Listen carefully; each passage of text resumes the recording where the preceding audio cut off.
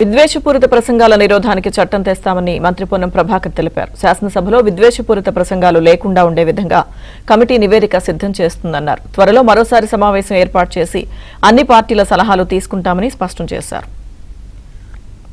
ప్రాథమికంగా అందరూ కూడా ఒక బేస్ లైన్ సంబంధించి డిసిషన్ తీసుకున్నాం. అందరి అభిప్రాయం ఒకటే, విద్వేషపూరితంగా నేరపూరితంగా ఉండద్దు, దాని భావోద్వేగాల వ్యాప్తి అటువంటి ప్రచారం, దుష్ప్రచారం లేదా అబద్ధాలకు సంబంధించి లేదా మనిషికి యొక్క అనేకమైన అంశాలు, మతము, లింగ, ప్రాంత, కుల, ఇతర అనేకమైనటువంటి ఏదైతే అంశాలకు సంబంధించినటువంటి విద్వేషపూరితమైన లేకపోతే నేరపూరితమైనటువంటి ఆ ఉద్దేశంతో జరిగేటువంటి వాటిని అరికట్టడానికి ఇప్పుడు రాజ్యాంగంలో భారత శిక్షణ ప్రకారం 254/2 ఉన్నటువంటిది కానీ, మన దగ్గర ఉన్నటువంటి సబ్జెక్ట్ లోపల క్రిమినల్ సబ్జెక్ట్ ప్రొసీజర్స్ ప్రకారంగా కానీ చట్టంలో ఉన్నటువంటి అనేక అంశాల లోపల వాటిని అన్నింటినీ కూడా చర్చ చేసి భవిష్యత్తులో ఇవి తప్పు అనిపించేటువంటి సమాజంలో భావం కలిగజేసే దాని కొరకు కమిటీ ఒక మంచి సృజనాత్మకమైనటువంటి నివేదిక అందరి సలహా సూచనలతో అన్ని రాజకీయ పార్టీలకు సంబంధించి ఈరోజు కూడా అందరు పాల్గొన్నారు.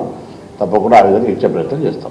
అన్ని దానిలో సభలో ఆ రోజు బిల్లులో ప్రవేశపెట్టినప్పుడు సభ్యుల అభిప్రాయం ప్రకారంగా బిల్లు నెంబర్ 20 మీరు గమనించినట్టయితే దీన్ని ప్రభావితం చేయగలిగే అన్ని అంశాలు, లింగ, ప్రాంత, మత, కుల అన్ని అంశాలు అందులో ఉన్నాయి. కాబట్టి వాటన్నిటికీ సంబంధించి కొత్త విద్వేషపూరితమైన ఉద్దేశము లేదా నేరపూరితమైనటువంటి అంశాలకు సంబంధించి అన్ని అంశాలకు పరిగణలోకి వస్తాయి.